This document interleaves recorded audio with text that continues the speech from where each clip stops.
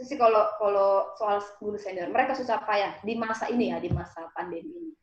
Susah payah ngajar, karena misalkan nyalain Zoom, mana dulu dipencet, kan gitu mereka tahu awal-awalnya kan. Kayak ngajarin bapak atau mak kita jadinya kan. Iya. Pakai gadget. Jadi kan gua di sampingnya, ini Pak, pencet ini. Nanti akhirnya berhasil nih Zoom-nya kan ya. Udah berhasil kebuka. Terus anak-anak nggak hadir, coba kan itu nyebelin kan. Maksudnya nggak nongol-nongol di waktu yang tepat gitu loh. Iya. Kok belum datang-datang, Zoom saya error ya. Jadi dia menyalahkan dirinya, padahal anak-anak yang salah. Kembali lagi ke podcast Talk to Talk. Hari ini kita kedatangan seorang guru, namanya Guru Sarma Manurung. Halo Bu, apa kabar? Hai, Andri, istrinya. Jadi Sarma ini adalah teman istri gua dan dia berprofesi sebagai seorang guru. Guru di ini ya, sekolah Ricci ya? Iya, ini boleh sebut merek? Boleh. Lu nggak lihat gua pakai merek? Dia sekolah Ricci, tapi gue yang di Bintaro ya. Yang di Bintaro, bukan yang di Kemenangan ya? Kemenangan tuh Ricci Kota, Ricci 1. Oh ini Ricci berapa kalau yang di Bintaro? Ricci 2, yang di Bintaro. Ricci 2, oh. Teman gue dulu ada lulusan Ricci 1 dulu tuh di Kemenangan, berapa orang? 2 orang, 3 orang, gue lupa. Yang ini kan? Jadi pemenang nggak? Hah? Jadi pemenang nggak? Pemenang dalam arti apa nih? Apa kek? Seinget gue satu kerja kantoran, yang kayaknya pada kerja kantoran semua deh. Kalau memang definisinya pemenang sebagai seorang bisnismen sukses atau mungkin punya achievement yang luar biasa banget, gue kurang tahu ya. Gue kurang tahu ya, tapi rata-rata mereka pada jadi karyawan sih. Ya mungkin pemenang dari definisi mereka lah ya. Emang kenapa pemenang? Emang Ricci harus jadi pemenang? Ya kan dulu kan kami suka ledek-ledekan pada masanya ya. Kami kan, mereka tuh di Jalan Kemenangan, Ricci 1. Oke. Jalan utama alamat sekolahnya. Jadi suka meledek-ledekan gitu. Kalian boleh jadi pemenang, tapi kami yang utama, gitu kan, di jalan utama. Tapi itu guyonan zaman gue masih kecil, udah tua banget. Dulu kan Ricci itu kan sekolahnya kan deket daerah Glodok, Pecinan sono kan, Chinatown, wah di situ ramai banget, banyak makanan. Anyway, babi. Iya bener, banyak babi, banyak harum-harum banyak banget sana. Anyway, Sarma ini kan guru ya. Ini gue sebenarnya nih kemarin gue juga sempat pengen nyari guest atau orang yang bisa gue ajak ngobrol diskusi tentang pendidikan sih, tentang sekolah sih. Apalagi sekarang gara-gara pandemik, semua sistem pendidikan cara ngajar itu kan jadi berubah banget kan. Dipaksa berubah lebih tepatnya. Semuanya jadi jarak jauh. Apa istilah PJJ ya? PJJ tahun ajaran kemarin, pembelajaran jarak jauh. Tahun ini diganti BDR, belajar dari rumah. Ya, apa bedanya? Sama BDR. Aja kan sebenarnya. Kenapa pemerintah kita tuh suka banget bikin singkatan atau bikin singkatan diganti dengan maksud yang sama. Iya. Ya, nah, gue memang belum punya anak, tapi gue punya adik yang udah punya anak, yang sekarang sekolahnya kelas SD kelas 2 ya kalau nggak salah ya. Ya, dan teman-teman gue juga rata-rata menyampaikan keluhan yang kurang lebih hampir sama, yaitu belajar di rumah itu sangat ribet banget, apalagi harus mendampingi anaknya juga, jadi effortnya double. Nah itu satu. Yang kedua juga yang banyak dikeluhkan adalah ternyata banyak biaya sekolahnya itu, uang sekolahnya ternyata ada yang dikurangi, tapi yang nggak seberapa. Jadinya nggak signifikan. Sedangkan mereka kan anak-anaknya kan nggak pakai fasilitas sekolah kan. Jadi boleh dibilang kan secara overhead cost sekolah sebenarnya secara overhead cost harusnya lebih kecil. Nah, dari Sarma sendiri ini gimana nih menurutmu? Karena paling enak bahas yang nomor 2 dulu tuh, duit soalnya. Ya, boleh. Sebenarnya kalau dari segi biaya, hampir semua sekolah yang gue denger tuh mereka ngurangin uang sekolah. Di sekolah gue 20%. 20%, ya. Lumayan gede, karena yang kemarin yang banyak yang gue denger malah sebenarnya cuma berapa puluh ribu, berapa ini doang, nggak tahun ajaran kemarin kita 10%, tahun ajarannya 20%. Itu yang uang sekolah. Terus karena sebenarnya dikurangin dari uang sekolah. Ini peruntukannya dulu kan, uang sekolah itu peruntukannya untuk gaji guru. Iya. dan karyawan gitu. Guru itu kan kami nggak dikurangi gajinya, artinya penghasilannya kan nggak buat dikurangi dari anak sih gitu kan. Tapi ada karyawan yang dikurangi, mungkin kayak petugas kebersihan itu yang bisa dikurangi. Terus sama kayak listrik AC mungkin memang nggak dipakai, itu yang diputar-putar sama yayasan. Tapi peruntukannya sebagian besar uang sekolah itu untuk gaji guru. Jadi kalau dia ngurangin terlalu banyak, kan dampaknya bisa dia gitu. Nah, itu jadi kalau menurut gue selama gurunya digaji dengan nominal yang sama kayak biasa, berarti memang pengurangan dari uang sekolah anak itu nggak boleh banyak-banyak. Gitu. Kan dampaknya ke guru. Terus kalau tentang biaya, sebenarnya sama aja sih. Guru juga kan ngalamin kenaikan harga kayak orang tua. Kami paham sih itu. Kenaikan harga beras kan mau murid, mau guru, mau orang tua kan sama aja. Iya, sama, benar. Ya kan, semuanya ngalamin gitu. Paling yang bisa dibikin puter-puterannya, karena kalau mereka belajar di rumah nggak pakai uang transport. Itu yang harusnya bisa dialokasikan menjadi uang kuota. Kan yang sering dikeluhkan kuota anak-anak nambah kan katanya. Betul. Apalagi nah itu uang transportnya ke sekolah itu dong dialihkan ke sana gitu. Kalau puter sana puter sini ya, tapi kalau kita nyari pembenaran jadi banyak yang benar nanti. Gitu. Ya pembenaran versi masing-masing jadinya. Iya. Ya, tapi gini, tadi kan sempat mention tentang kuota ya. Nah, nggak semua murid itu dan orang tuanya kan punya wifi di rumah. Karena gini, ya video call kayak begini, kalau nggak pakai wifi, to be honest, ribet banget sama sinyal kan. Kalau kita ngandelin sinyal handphone kan. Ya, apalagi tiap daerah kadang-kadang beda-beda. Ada yang daerahnya mungkin ada, gimana ya, gue pernah ngeliat kan beberapa daerah tuh ada blank spot kan. Rumah lu mungkin kalau lu pakai kartu A misalnya, SIM card dari perusahaan apalah gitulah ya. Nah, terus lu di rumah bagus, atau mungkin lu di rumah jelek tapi di luar bagus. Nah, kadang-kadang kan itu jadi kendala kan buat mereka kan. Belum lagi ya video call kayak begini kan cepet banget ngabisin kuota. Iya itu sebenarnya kan jadi ketakutan banyak orang, nggak cuma murid sebenarnya, guru juga ngalamin itu gitu. Karena guru juga kan, kalau di sekolah gue tuh guru ngajar dari rumah, dia wajib ke sekolah 2 kali seminggu. Jadi 3 hari kan sebenarnya di rumah. Kalau gue nggak ngaruh, di rumah gue emang ada wifi gitu. Jadi gue seneng aja gitu. Tapi ada guru yang memang di rumahnya nggak ada wifi, itu juga kuota. Cerita kalau misalkan dia sekali ngajar tuh 50.000 habis. Sekali ngajar loh. Berapa kali ngajar ya? Sekali ngajar itu berapa menit kurang lebih? Nge-zoom begini nih, 40 menitan. Kuota 50.000, dia pernah nyoba kuota 50.000, habis loh. Terus belakangan diubah jadi yang paket-paket. Sekarang kan paketnya makin banyak ya. Ada yang kuota doang. Ya kali. Tapi sebenarnya biayanya untuk di guru juga lumayan. Sama aja sebenarnya yang kita rasakan dari segi kuota. Tapi perlakuannya mungkin jadinya beda. Kalau murid kan mikirnya kenapa, kalau murid sebenarnya senangnya videoan kalau kelas kecil.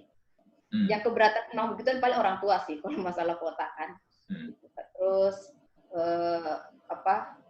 kita ngalamin kesulitan yang sama soal kuota. Jadi kalau kita ngomongin kuota itu sebenarnya nasional, nggak mandang dia murid atau guru sama.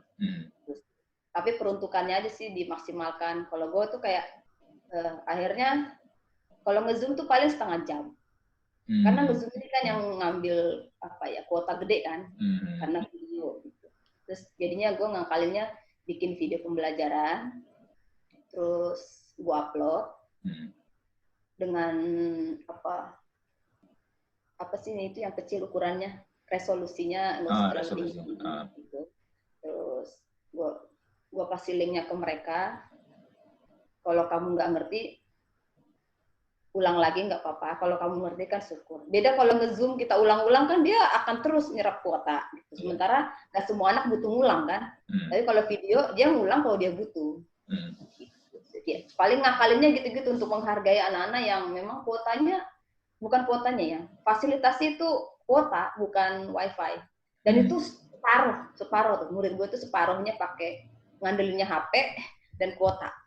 Separuhnya memang wifi dan laptop, tapi yang lainnya itu kan kita harus fasilitasi juga, menghargai aja. Dan ternyata juga banyak kejadian sebenarnya satu keluarga itu ternyata yang punya handphone cuma satu. Jadi mestinya harusnya mungkin bapaknya mungkin ya, kan ada yang ceritanya tuh bapaknya tuh kerjanya ojek online, harusnya HP-nya buat dipakai untuk kerja, tapi nggak bisa pakai karena anaknya harus pakai buat sekolah. Iya. Ya, ada. Gue dengar kayak gitu juga sedih sih sebenarnya, makanya kebetulan gue ngajar di sekolah yang level anaknya itu menengah gitu, jadi nggak akan ngalamin kejadian kayak cerita itu. Gitu. Tapi kan kejadian itu bisa kita dengar di mana-mana kan. Gitu. Kebayang sih gitu, makanya cukup maklum kenapa sebagai orang tua pengen anaknya sekolah aja gitu, karena banyak kesusahan yang muncul kan kalau metode sekarang ini gitu. Kadang-kadang mikirnya waktu kemarin diumumin kurikulum darurat ya namanya, kurikulum untuk masa darurat ini, gue baca detail gitu, tetap itu ngarepinnya memang kita harus pakai internet. Padahal sebenarnya memang kondisi di lapangan internet kita tuh nggak sebaik yang ada di pikiran bapak-bapak pejabat gitu. Beneran serius. Gitu. Kasihan sebenarnya, cuma ya itulah memaklumi ini itu sih. Kalau gue misalkan kalau dulu di sekolah kan gue bisa pakai deadline tuh, kumpul tugas tanggal segini, jam segini. Lebih dari jam segini saya anggap telat. Kalau telat kamu dapat nilainya cuma segini gitu kan. Kalau sekarang enggak, gue lebih memaklumi. Apalagi kalau udah dibilang, Bu, wifi di rumah saya mati, gitu kan, oh ya udah gitu, nggak apa-apa, yang penting kamu ngerjain gitu. Maklum aja sih, akhirnya jadi banyak pemakluman. Kalau gue ya nggak tahu kalau guru lain yang punya idealisme pendidik yang sesungguhnya nggak tahu juga. Nah, lu sendiri ngajarnya apa nih? SD, SMP, SMA? SMP. Matematika. Kalau ngajar anak SMP harusnya ya, kalau yang gue lihat ya harusnya masih lebih gampang sih dibandingin ngajar yang SD ya. Iya. SMP itu bisa sendiri dianya di situ. Udah bisa nyalain HP sendiri, laptop sendiri. SD kan nggak bisa, mamanya sudah di situ. SMP itu tantangannya kita cuma musuhan sama gamenya mereka aja. Kan megang HP kan. Ada tugas lebih milih main game dibanding ngerjain tugasnya gitu. Jadi kita beda musuh sih, kalau di SD musuhnya apa, di SMP musuhnya apa. Iya. Lebih mudah SMP. Nah, balik lagi ke pertanyaan gue di awal. Menurut lu gimana? Efektif gak sih dengan metode belajar sekarang yang modelnya? Kalau sekarang, kalau boleh jujur sebenarnya nggak efektif.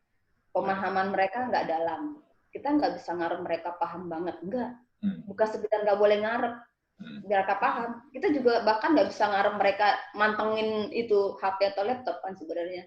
Terlalu banyak hal yang di luar kendali kita. Nggak bisa. Kalau misalkan anak di sekolah kan, dia nggak fokus, kita bisa ingetin. Ya, betul. Kalau di rumahnya masing-masing nggak bisa sih.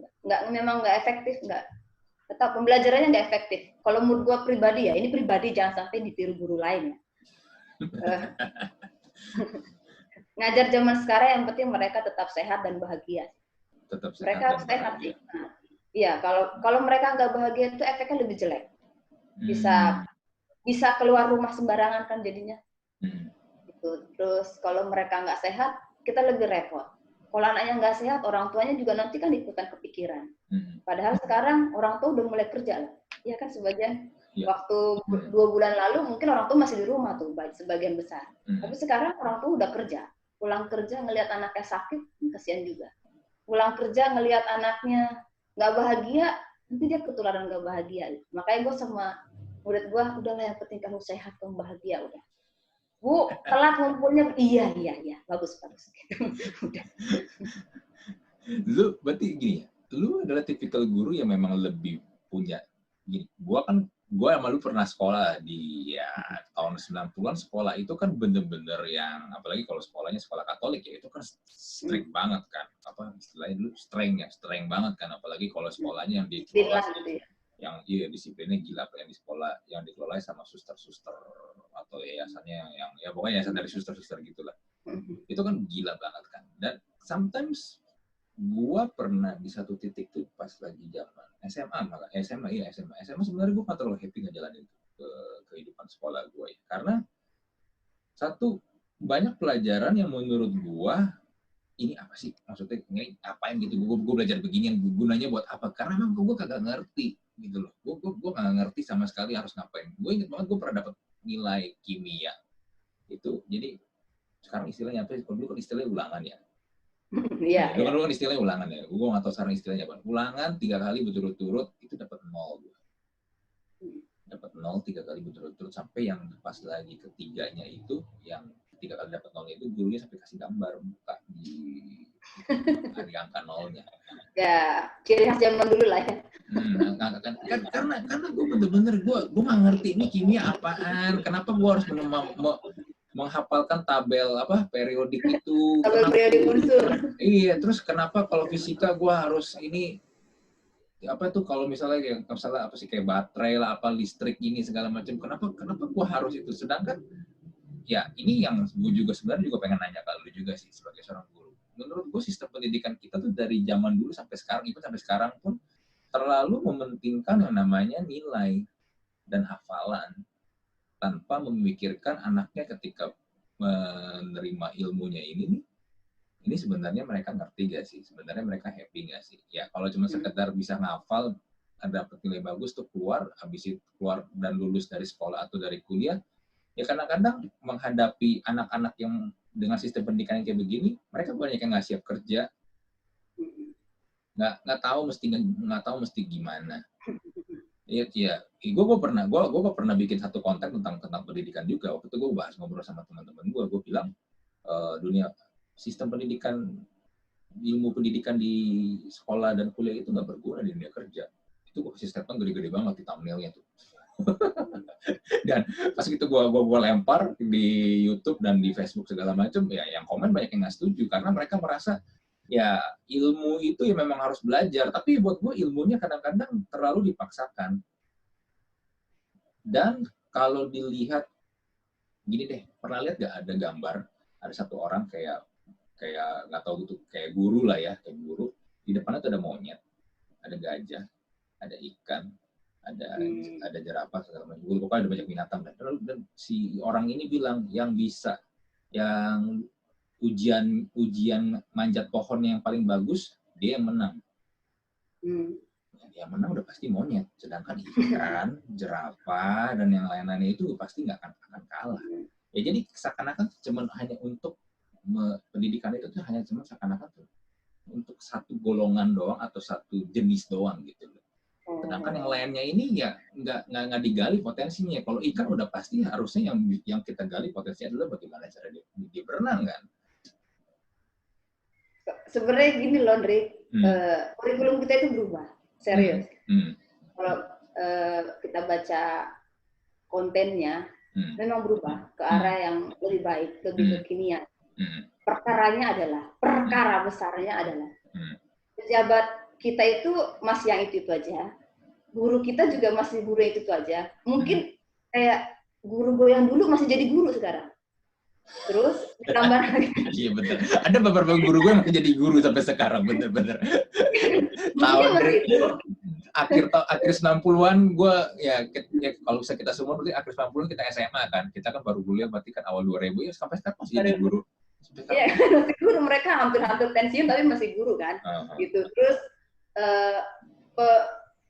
penyusun SOP lah, SOP kurikulum itu masih produk dulu gitu. Terus dan yang paling ini juga terserah orang percaya atau enggak ya. Anak-anak sekarang itu adalah hasil dari orang yang zaman dulu juga kan anak-anak SMP itu dilahirkan oleh sekarang mungkin usianya 30 sampai 40 kan. Gitu. Yang memang taunya sekolah begitu. Ya enggak sih? Iya kan? Sekolah tuh begitu. Maka ketika anaknya begono, dia kayak aneh. Anakku nggak belajar gitu. Karena dia membandingkan dirinya yang dulu dengan anaknya yang sekarang. Padahal memang situasinya berubah. Gitu. Jadi banyak komponen yang bikin seolah-olah kurikulum nggak berubah. Tapi sebenarnya berubah. Kurikulum itu berubah. Dia nggak pernah ranking. Iya, tapi prakteknya jadinya tetap sama aja walaupun kurikulumnya berubah dong. Dengan mindsetnya begitu. Makanya kenapa anak-anak itu ada yang cocok sama guru A, B, C itu labeling kan mereka jadinya. Gitu kayak kenapa orang kayak gue lebih diterima sama orang yang sekarang anak SMP? Ya karena gue nggak setua guru itu gitu kan. Jadi kalau udah tua kan susah merubah kan di sini. Itu teori sederhana kan sebenarnya. Jadi dari sisi guru A ngajar tuh begini gitu. Ya dia taunya begitu.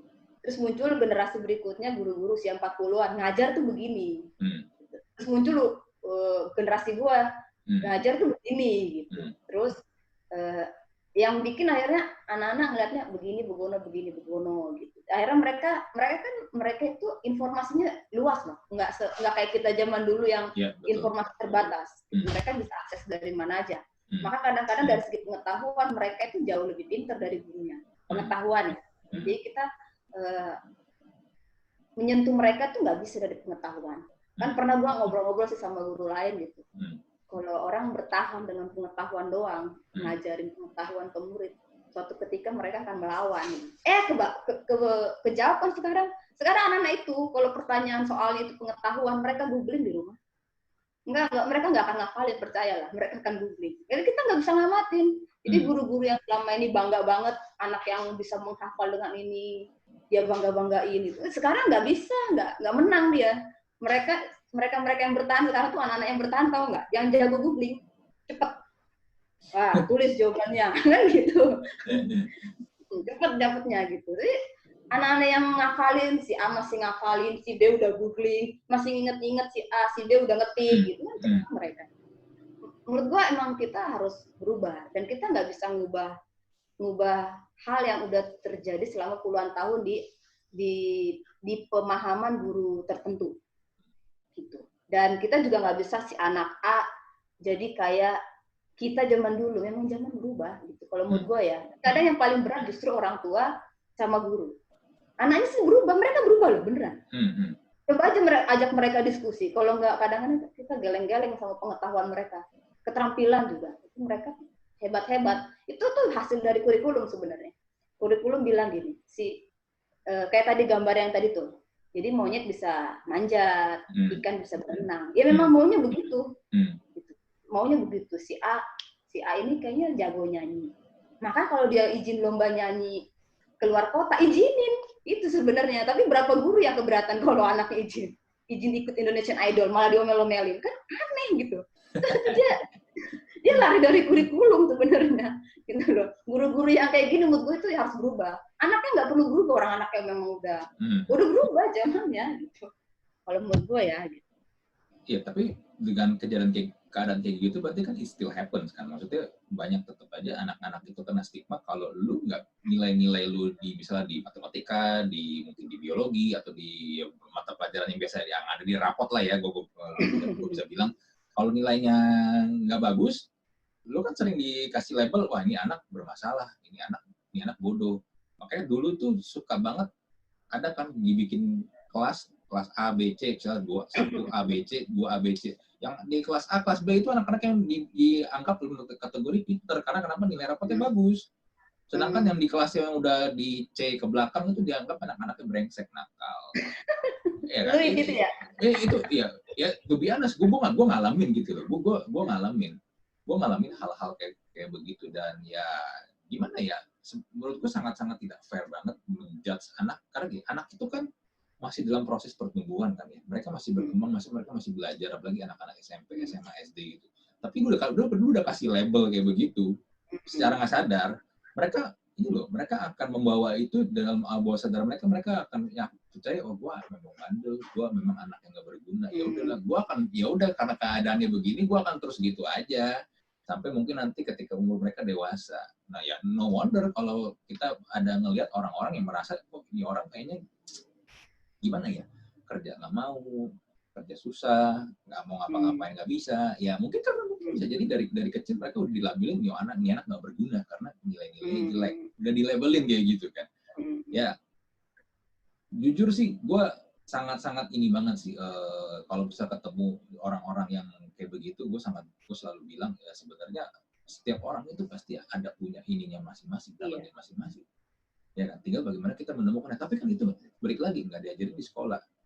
Atau contoh lain gini deh, bahasa Inggris gue di sekolah jelek, tapi gue bisa bahasa Inggris. Lu ngajakin gue ngomong bahasa Inggris, apalagi gue kerja pernah bikin startup, pernah ya banyak juga ketemu dengan orang asing. Lu tau nggak gue belajar bahasa Inggris paling efektif tuh di mana? Di game. Di game. Gue belajar bahasa Inggris paling efektif di game. Jadi kadang anak-anak tuh tahu istilahnya, kita menemukan bahasa Indonesia yang tepat gitu. kalau ngobrol tuh, ini loh Bu strike bla bla bla. Apa nak? Kamu nggak ngerti ngejelasin, saya nggak ngerti dijelasin. Ini loh Bu, jadi misalkan si ini toko ini sama si toko ini berantem, dan dia jelasin gitu, gue nggak ngerti. Itu istilah game. Ya nggak apa-apa maksudnya dengan istilah game. Tapi yang poin yang mau gue highlight adalah gini. Belajar bahasa Inggris itu sebenarnya kan adalah bagaimana kita bisa berkomunikasi kan. Baca, dengar, dan ngomong. Iya kan? Yang penting diajak ngomong ngerti gitu. Iya. Kan 3 itu kan intinya berkomunikasi. Tapi kan gue nggak tahu sekarang ya. Tapi dulu itu kan belajar bahasa Inggris itu adalah seakan-akan lu diajar supaya lu jadi ahli sastra bahasa Inggris. Iya kan? Grammarnya harus begini segala macam. Sedangkan kenyataannya ketika lu ngomong sama orang yang memang sehari-hari pakai bahasa Inggris pun mereka juga nggak terlalu ini banget sama grammarnya kan. Ya itu kenyataan. Tapi kurikulum berubah kok. Memang kayak grammar sekarang tuh jarang. Jadi guru-guru senior yang ngajarin grammar tuh buat anak-anak ngapain gitu. Sekarang tuh kebanyakan bikin video, bikin dialog, bikin puisi, terus bikin video di-upload, terus cara berkomen yang baik dengan bahasa Inggris gitu. Udah berubah kok. Setahu gue berubah. Yang nggak berubah memang kadang-kadang orang tuanya. Jadi anaknya bikin video, dibilang, kamu komen terus sih, gitu. Karena itu anaknya lagi nyari nilai padahal gitu. Orang tuanya belum berubah. Gitu sih. Emang orang tuanya nggak tahu ya kalau memang sistemnya udah seperti itu. Apa nggak ada sosialisasi? Ya, nggak semua orang tua sadar dengan itu. Itu sayangnya begitu. Orang tua itu apalagi misalkan kalau orang tuanya dulu sekolahnya di sekolah Katolik yang suster banget, yang sekolahnya begitu banget lah gitu kan. Terus anaknya sekarang munculnya pulang sekolah lagi megang HP. Kamu ngapain? Ngedit video mah, tugas bahasa Inggris. Main HP aja.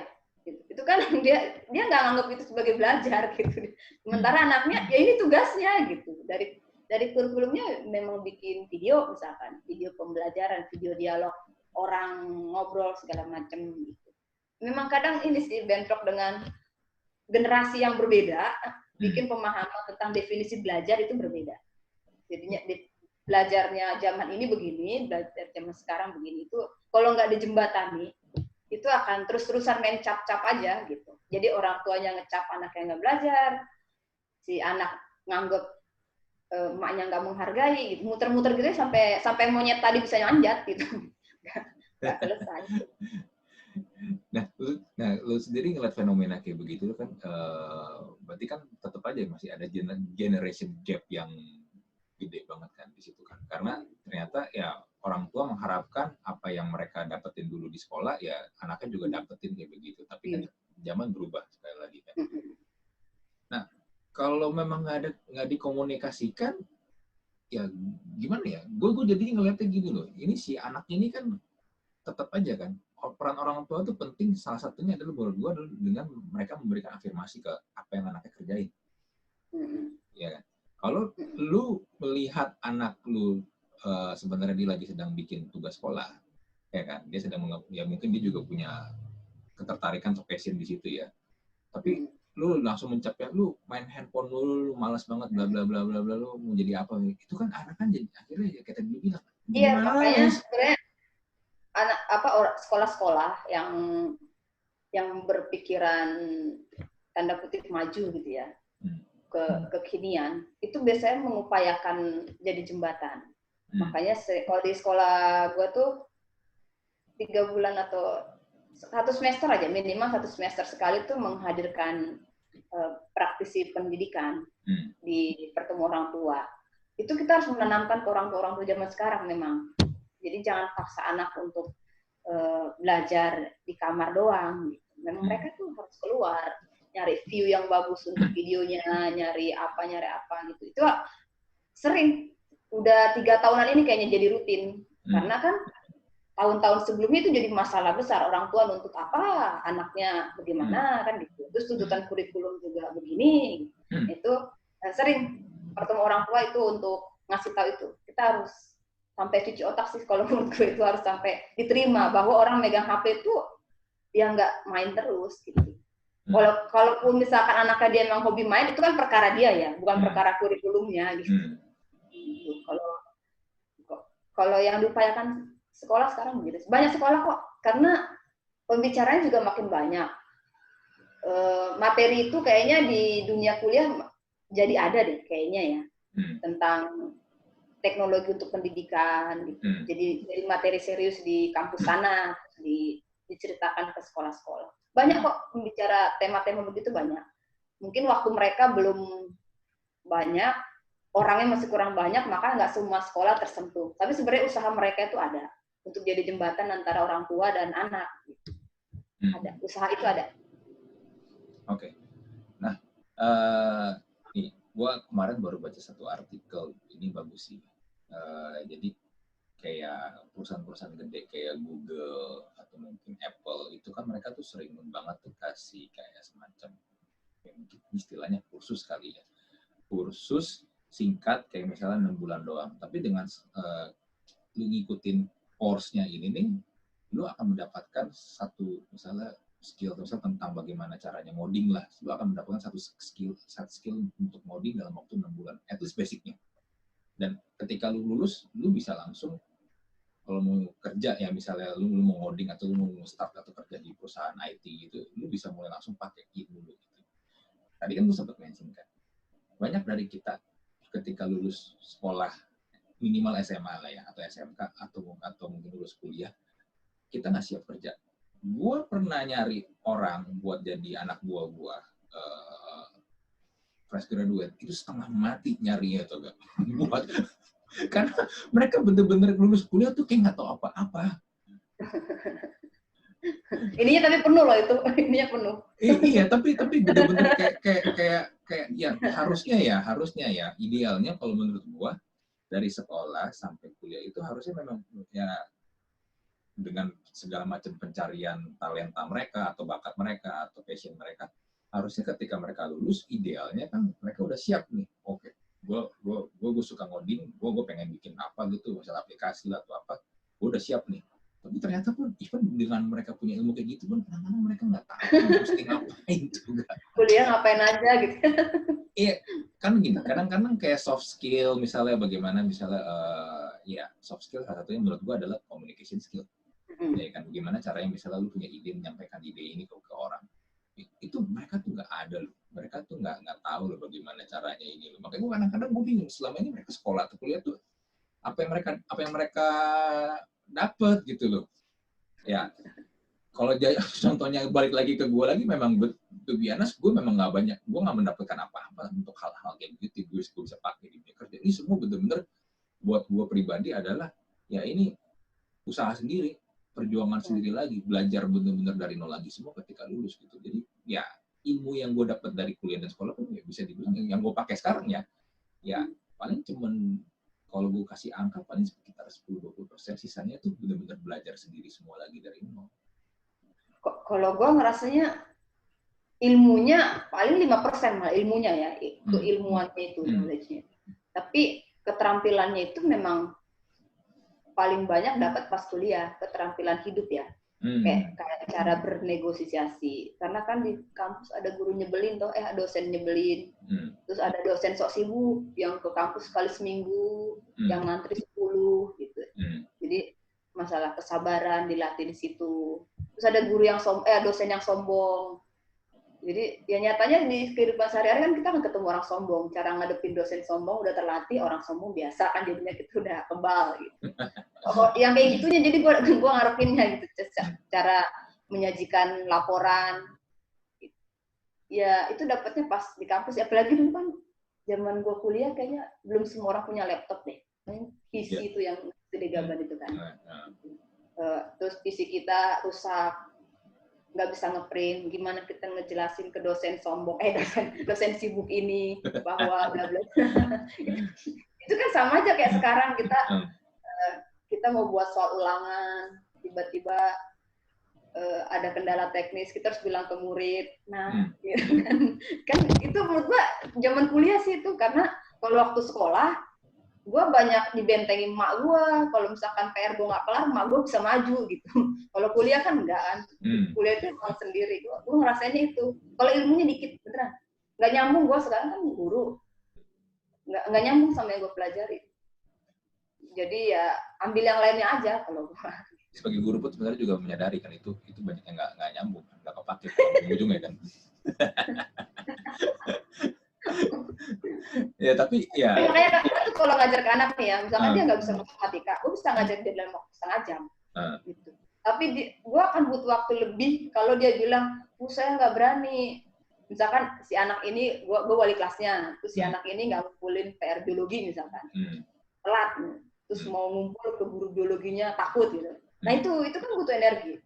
Nggak kayak ngajarin matematika itu, kamu kesana, pertama minta maaf. Nah kan nggak semua anak mahir minta maaf kan, diajarin dulu. Betul. Minta maaf, ketok pintu, cek aura wajah. Kalau wajahnya enak diajak ngobrol, kamu langsung ke intinya. Kalau wajahnya lagi merengut, kamu mundur. Oke gitu. Itu kan diajarin. Gitu loh.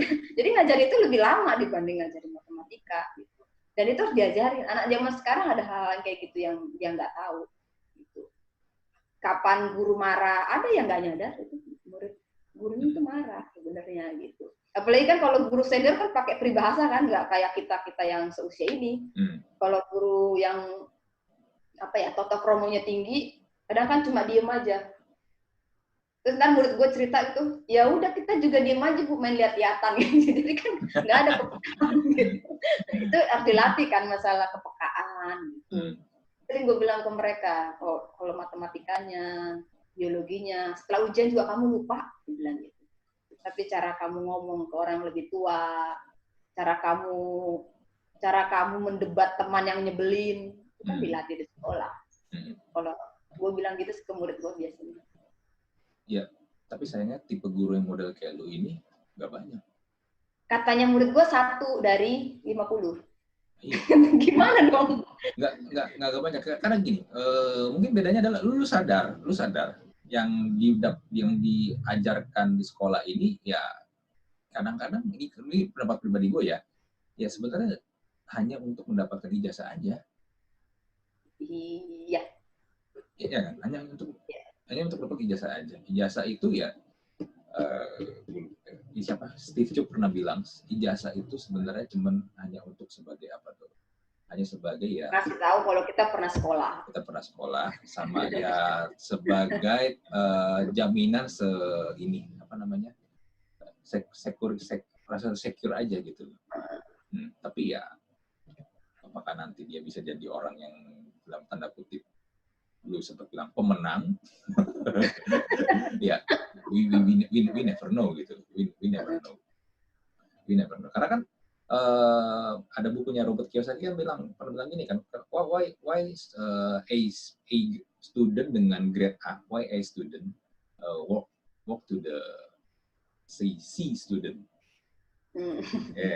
Ya, itu kan salah satunya sebenarnya juga karena ada faktor pendidikan juga di situnya kan. Kayak gitu. Nah, gue juga sebenarnya penasaran juga nih.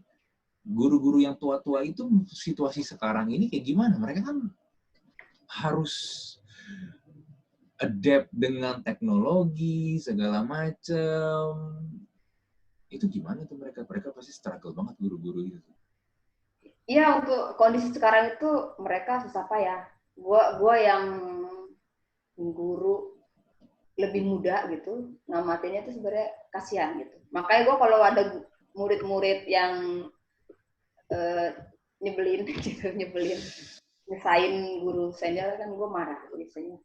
Gue pernah marah sih di kelas gue, kan gue punya kelas. Mereka nggak ngerjain tugas yang diminta oleh guru senior ini misalkan. Gue bilangnya begini sih, kamu kalau misalkan ngumpulin tugas, akhirnya ngumpulnya malam, saya tuh bisa loh, saya bisa buka laptop jam 11 malam.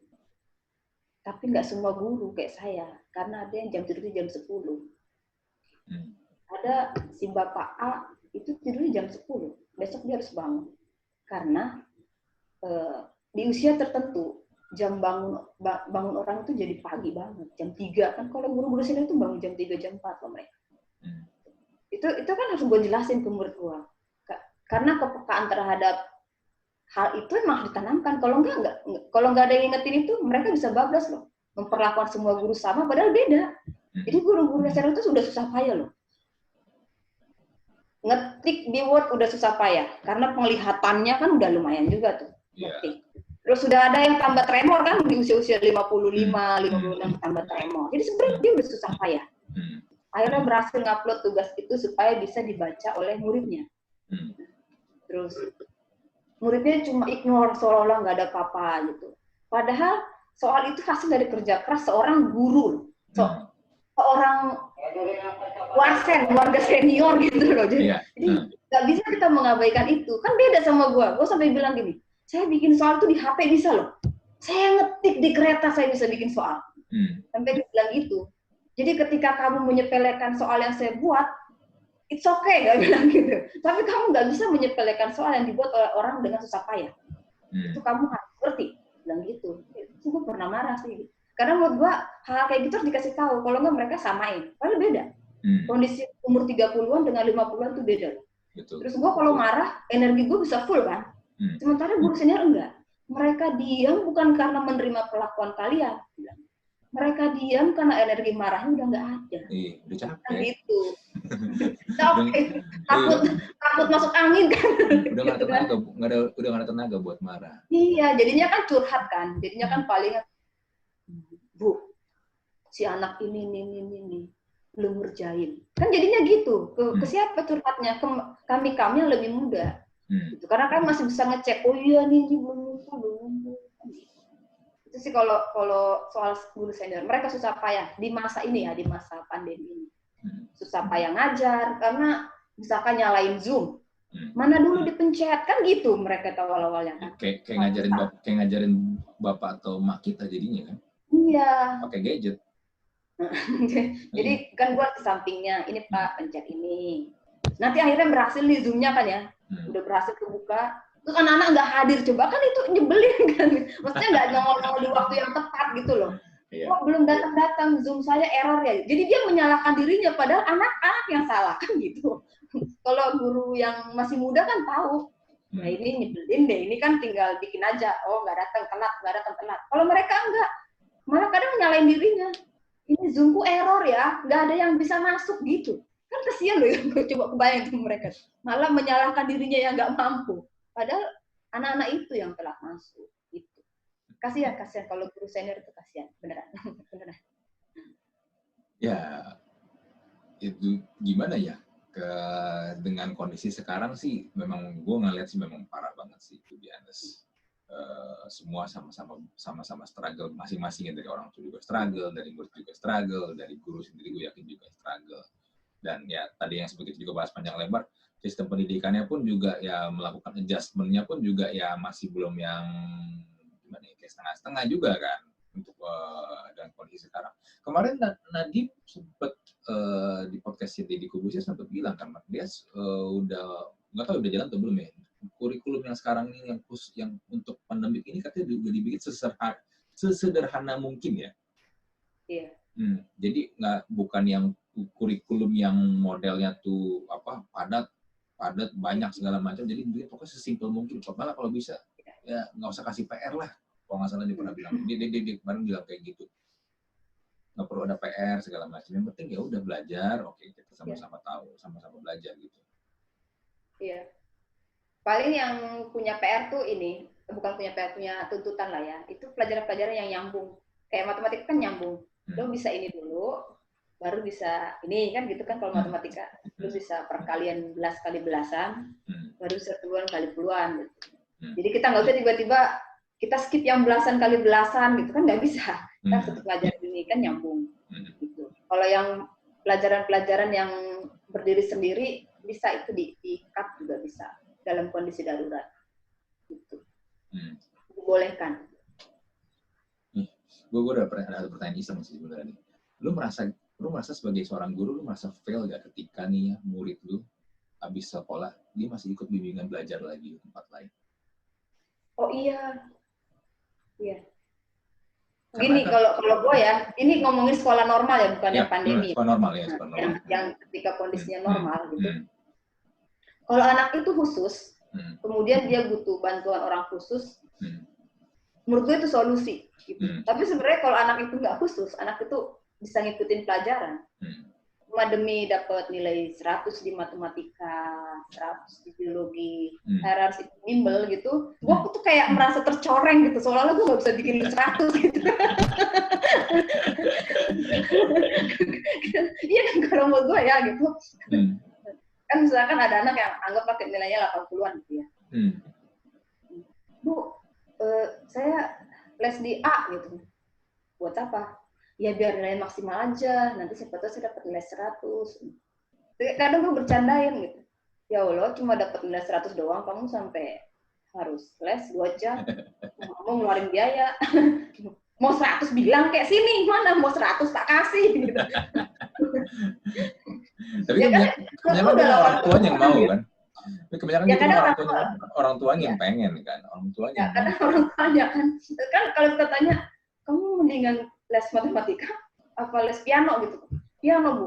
Ya udah piano aja, kan mata udah 80. Kata mama dia 100. Jadi les aja.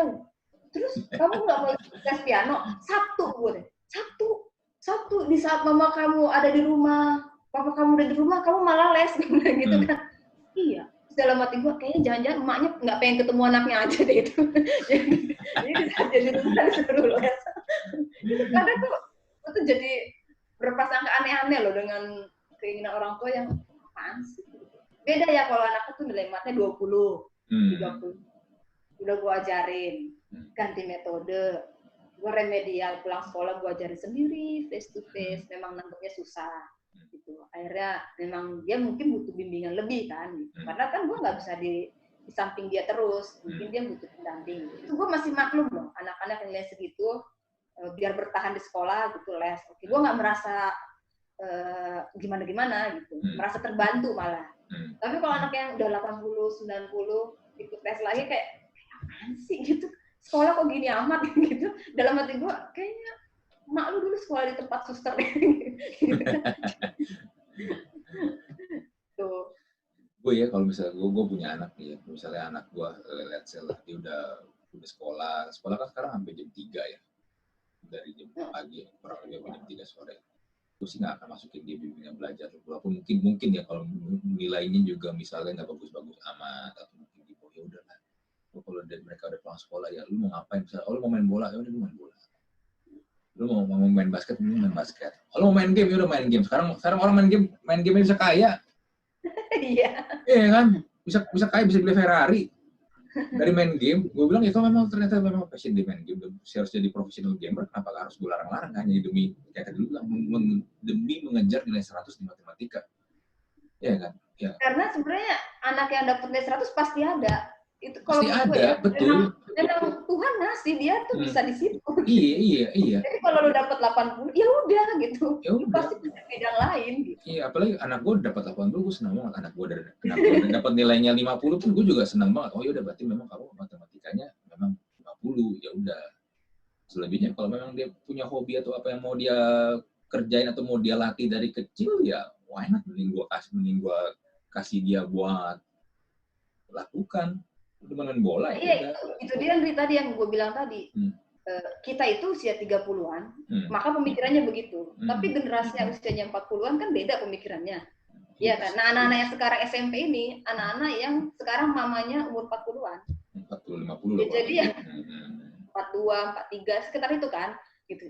Jadi memang masih taunya ranking itu dari matematika, fisika, kayak gitu. Ya, kita nggak bisa maksa juga sih. Paling ya diambil lucunya kalau udah diceritain gitu. Oh ya sudah, kamu berbakti pada orang tua ya nak ya gitu. Terus nanti kalau kamu punya anak jangan maksa gitu. Kasihan anaknya sih sebenarnya kalau begitu sih. Iya, gue nggak akan kasih dia sampai, apalagi kalau misalnya PR-nya banyak, ya udahlah kerjain aja ya seadanya. Ini gue kasih contoh ya, ponakan gue. Ponakan gue tuh suka main game. Dia suka cerita tentang istilah-istilah. Gue nggak tahu lu main ML nggak? Mobile Legends main. Nah ya itu dia suka cerita. Sekarang aku beli apa? Skin. Poin-poin apa? BM apa gitu. Skin. Biasanya kalau mobil aja beli skin tuh. Terus dia bilang, aku sekarang jadi rentenir. Aku sekarang jadi ini. Istilah-istilah macam apa itu kok? Gua taunya kan rentenir jahat ya gitu. Tapi itu istilah di game katanya. Game apalah yang diomongin. Dia suka cerita tentang PUBG sama ML itu kan. Entah istilah apa itu. Ya gua dengerin aja walaupun gua nggak ngerti kan. Kemarin tuh waktu 17-an lombanya tuh ML sama PUBG di sekolah kan. Mainlah dia. Kalah kan dia kan. Kamu udah latihan, udah main setiap hari, kalah juga. Kapan kamu menang? Dia jawabnya sesederhana ini. Ya aku tiap hari 4 jam. Ada temanku berarti yang latihannya 8 jam. Kebayang nggak tuh main lebih lama dari dia kan? Itu maknya gue rasa jantungnya copot gitu. Ini aja gue udah emosi dengerin dia main dulu gitu. Tapi ya udahlah, taunya kan hiburannya itu. Ya futsal nggak bisa, ini nggak bisa. Ya, gue yain aja. Terus dia PR ngerjain nilainya kan jelek. Marah lah gue kan. Nilaimu tuh boleh jelek, tapi jangan kebangetan. Jadi gue kalau misalkan nggak di bidang dia, nilainya 60 gue terima ya. Saya ya bukan bidang lu nggak apa-apa lah. Nilainya 60. Tapi kalau nilai 20-an, 30 gue nggak terima. Kamu nggak baca soal, gue bilang gitu kan. Kamu pengen cepet main game aja itu. Jadi gue marah-marah gitu. Bawaannya kan apa ya? Jadi antara menerima sambil berharap kan. Kita kan gue walinya dia gitu. Gue boleh dong ngarep kalau dia tuh paling nggak nyusahin. Menurut gue nilai 20 tuh juga akan nyusahin karena dia akan disuruh ngulang. Betul. Itu kan bukan nyusahin diri sendiri dan nyusahin gue juga kan. Gue harus mendampingi lagi dari ulang. Kalau dia 60-70 kan dia ya udahlah lewat. Kan gitu. Nah hal-hal kayak gitu perlu ditanamkan juga. Lu boleh nilai jelek. Jangan kebangetan gitu kan nyusahin gitu. Kalau nggak harus 100. Kalau bidangnya gue tuntut, dia bisa matematika. Maka gue nggak terima kalau nilai dia tuh jelek, nggak terima. Karena setahu gue dia bisa. Beda kalau bidang-bidang, adalah yang bidang dia tuh kalau udah disebut pelajarannya dia di sininya tuh udah keringet dingin gitu. Terus udah mulai mual nggak jelas. Gitu. Memahami Pancasila itu dia nggak paham-paham, gue nggak ngerti itu kenapa kalimatnya. Dia dapetnya jelek dulu, biarin aja. gue jadi inget dulu tuh gue pernah ya, pas SMA tuh ya. SMA gue naik kelas 2 ke kelas 3 itu gue naiknya bersyarat. Serius bersyarat. Dulu jadi, ada gitu. Iya, gue naik ke bersyarat. Dulu sistem masih cawu kan, catur bulan kan. Jadi gue naik dari kelas 2 ke kelas 3 itu di kelas 3 cawu 1. Kalau nilai gue lupa dulu di SMA tuh ada kalau ditotalin nilainya pokoknya ada nilai jumlah totalnya itu apa ada standarnya deh. Kalau di bawah itu lu harusnya tinggal kelas. Kalau lu di atas itu ya lu bisa lu lewat itu lu naik kelas kan.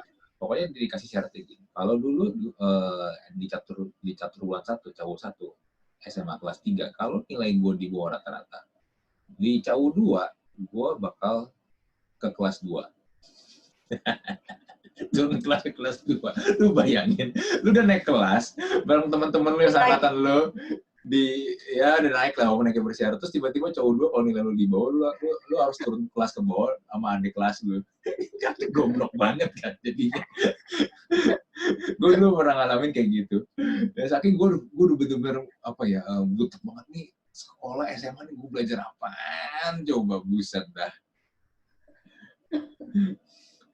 Saking nggak ini ya. Tapi kalau lu renung-renungkan itu lucu loh. Maksudnya justru pengalaman kayak gitu yang bikin lu sekarang begini. Iya kan? Coba dulu lu nggak ngalamin itu kan, lu nggak ngambil lucunya. Bisa jadi lu malah sebel sama anak yang nilainya jelek kan? Iya. Kalau buat gue sekarang ya jadi ya dengan gue cerita kayak gini akhirnya jadinya apa? Jadi konten buat gue.